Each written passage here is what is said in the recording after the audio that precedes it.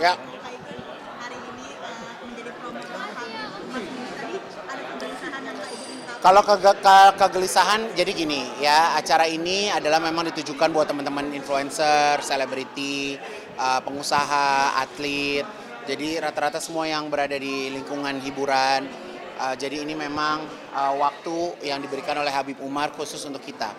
Jadi memang ini bukan tiket yang diperjualbelikan, bukan acara yang eh, dipromosikan gitu enggak ya, tapi ini memang acara private. Jadi nama acaranya adalah Heart to Heart with Habib Umar. Jadi ya saya sebagai ketua panitia gimana caranya membuat acara ini bisa berjalan dengan lancar. Dan alhamdulillah eh, kesempurnaan kan milik Allah ya, tapi kita selama bisa berusaha ya insya Allah bisa membuat eh, kepuasan, kebahagiaan buat teman-teman yang sudah menyempatkan hadir hari ini. Kak Igun kemarin kan Kak Igun sempat berhaji, alhamdulillahnya mungkin dia kehidupannya kan diimplementasikan. Ya, jadi buat saya yang namanya rezeki itu nggak selamanya dalam berbentuk nominal uang, ya.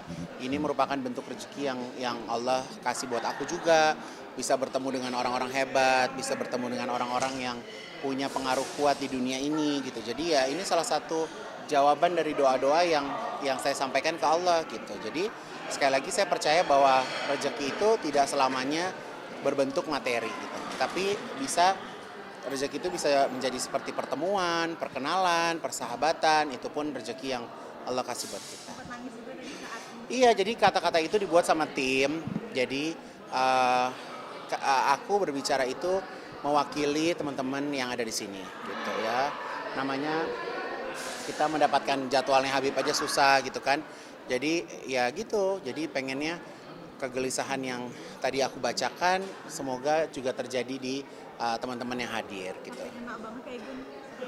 Emang nonton tadi, ya Allah. Kak Igun sampai nangis. Ya karena dapat ya gitu, karena jujur sebagai public figure yang permasalahan yang sering kita hadapi adalah kekosongan hati. Hidup sepi, sendiri, terbukti kayak teman-teman di Korea, artis-artis Korea banyak yang bunuh diri ya. Untung artis Indonesia kita punya agama. Kita punya agama, kita takut Allah, kita ada temennya gitu kan. Coba kalau misalnya kita nggak punya pegangan, ya kan apa nggak artis Indonesia udah pada loncat semua dari gedung gitu kan. Tapi ya imanlah yang menguatkan kita untuk bisa hidup berdampingan, ada kesabaran di dalamnya, ada ya kita mengerti bahwa segala sesuatu itu pasti ada konsekuensinya lah gitu.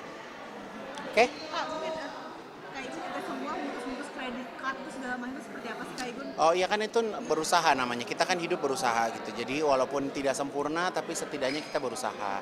Ya salah satunya ya aku nggak mau ada hutang, aku nggak mau ada riba gitu.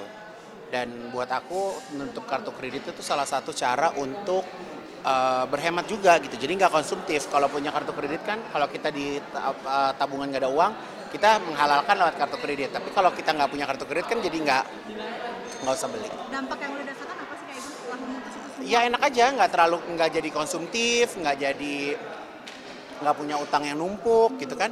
Jadi kalau punya uang beli, kalau nggak punya uang ya nggak usah. Uangnya jadi stabil gitu kalau ini perusahaan maupun aset-aset mungkin jadi stabil gitu.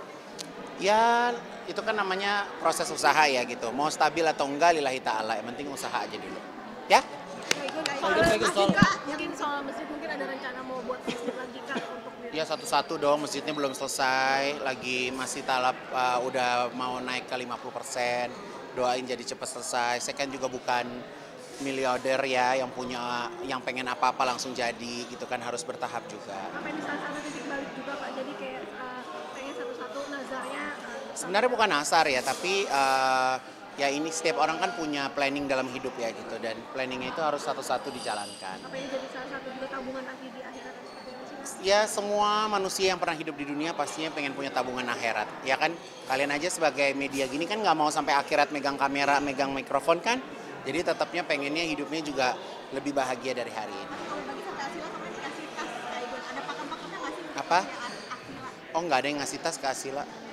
Nggak ada, Asila belum pantas pakai tas mahal karena belum waktunya, belum umurnya. diajarin juga sama Kak Igun yang mau Jakarta Yes, jadi hidup itu harus napak bumi, harus ngikutin step by stepnya, nggak bisa hidup tuh seenaknya, nggak bisa. Pak Igun bicara soal kekosongan hati tadi masih bicara soal itu tadi Pak Igun soal kemarin podcast bersama Kamarani juga kan banyak yang menyoroti apa sih masih mungkin itu orang Ya buat saya kalau misalnya kalian tuh kan paling seneng mengarah ke perkawinan ya.